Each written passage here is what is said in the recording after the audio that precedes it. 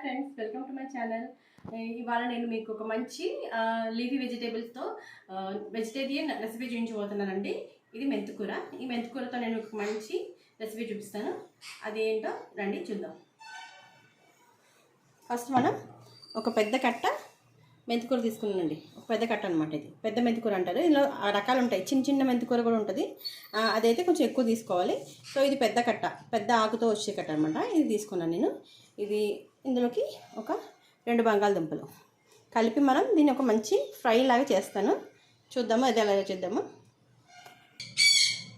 First మనం potatoes ఉంటాయి కదా, ఈ 2 బంగాళదుంపలు, వీటిని మనం ఇలా ఫీల్ చేసేసుకొని శుభ్రంగా కడుక్కొని ముక్కలు చేసి పెట్టుకుందామండి. ఆల్రెడీ మెంతికూర నేను శుభ్రంగా కడుక్కున్నాను. అందులో చెత్త గడ్డి అవన్నీ ఉంటాయి కదా, అని తీసి నీట్గా కడిగేసుకొని పక్కన పెట్టుకుందాం. చిన్న చిన్న ముక్కలుగా కట్ చేసుకోవాలండి. మరి పెద్దగా ఉండకూడదు, ఎందుకంటే చిన్నగా అయితే తొందరగా ఫ్రై అవుతుంది బంగాళదుంప మెంతికూరలో. ఇలాగా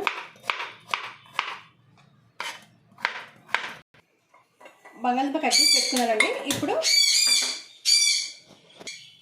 ఇప్పుడు ప్యాన్ పెట్టుకొని ఇది వేడయ్యాక మనం ఇందులో ఆయిల్ వేసుకుందామండి.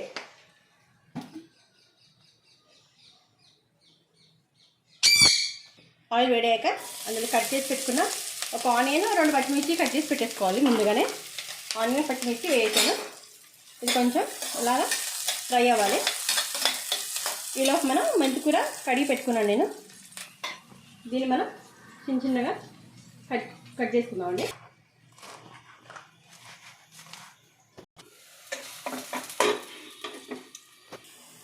ఉల్లిపాయలు బ్రౌన్ కలర్ అయ్యే వరకు ఫ్రై చేసుకొని అందులో కొంచెం అల్లం వెల్లుల్లి పేస్ట్ చేసుకోవాలండి.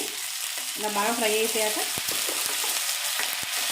ఒక స్పూన్ పసుపు వేసుకొని ఈ కట్ చేసి పెట్టుకున్నాం కదా బంగాళదుంపలు ఇందులో వేసి ఇవి కూడా 1 నిమిషం పాటు ఆయిల్లో ఇలాగా మగ్గించుకోవాలి.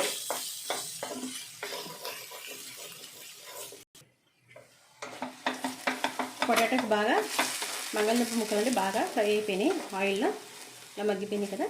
ఇందులోకి మనం ఇప్పుడు కట్ చేసి పెట్టుకున్నాం కదా మెంతికూర వేసుకుందాం. మొత్తం సన్నగా కట్ చేసి పెట్టుకోవాలండి. అలాగే ఆకుపరంగా వేసి కొంచెం అక్కడక్కడ ముద్దల కింద ఉండదు. సో సన్నగా కట్ చేసుకుంటే బాగుంటుంది. ఇలా మొత్తం వేసేసుకొని కలిపేసుకుందాం. హెల్తీ కర్రీ అండి ఇది, హెల్తీ ఫ్రై అనమాట. చాలా బాగుంటుంది. మెంతికూర అందరూ తినలేరు, పిల్లలైతే. పెద్దవాళ్ళు తింటాం కానీ చిన్నపిల్లలు తినలేరు.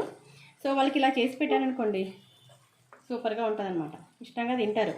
పొటాటోస్ అంటే వాళ్ళు చాలా ఇష్టం ఉంటుంది పిల్లలకి. బంగాళదుంపలు వేసి వండితే ఏదైనా వాళ్ళకి బంగాళదుంప కర్రీస్ అంటే ఇష్టపడతారు పిల్లలు.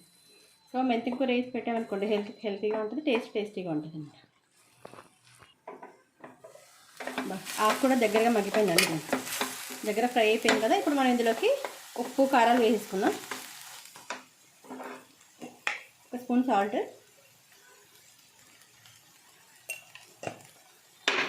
ఎక్కువ తినవైతే ఎక్కువ వేసుకోవచ్చు. కారం కూడా అంతే. ఒక పచ్చిమిర్చి వేసాను కాబట్టి నేను 1 స్పూన్ వేసుకుంటున్నాను. కారం ఎక్కువ ఉంటే బాగోదు కదా మరి ఆకుకూర, కొంచెం తక్కువ వేసుకుంటున్నాను. ఇప్పుడు బాగా కలిపేసి ఈ బంగాళదుంప ఉంది కదా, ఇది ఆకుతో కలిసి బాగా ఉడకాలన్నమాట.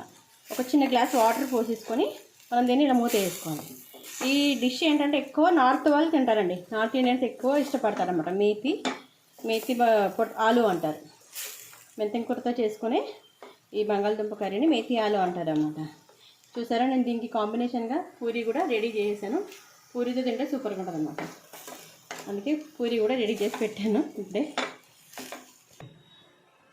5 మినిట్స్ అయిందండి, దగ్గరికి అయిపోయింది.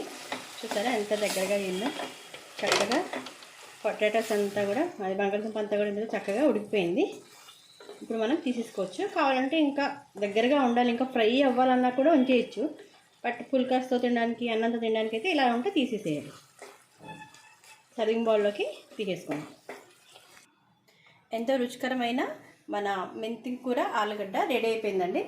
చక్కగా మంచి ఫ్రై చేసాను. మంచి స్మెల్ కూడా చాలా బాగా వస్తుంది. మంచిగా తినాలనిపించేస్తుంది అన్నమాట స్మెల్ తోటి. ఇలా చేసేసుకోండి, సింపుల్గా బాగుంటుంది, హెల్తీ కూడా మనకి. సో బంగాళదుంప తినకూడదు అనుకునే వారు ఇలా మెంతికూరలో కలిపేసి తినేస్తే బాగానే ఉంటుంది. మన హెల్త్కి కూడా మంచిది అనమాట. ఇలా చేసుకోండి, ఓకేనా? ఇలా టేస్టీగా చక్కగా ప్రిపేర్ చేసుకోండి మీరు కూడా. మీకు ఇంకా ఇలాంటి హెల్తీ అండ్ టేస్టీ రెసిపీస్ కోసం నా ఛానల్ సబ్స్క్రైబ్ చేసుకోవడం మాత్రం మర్చిపోకండి. Thanks for watching.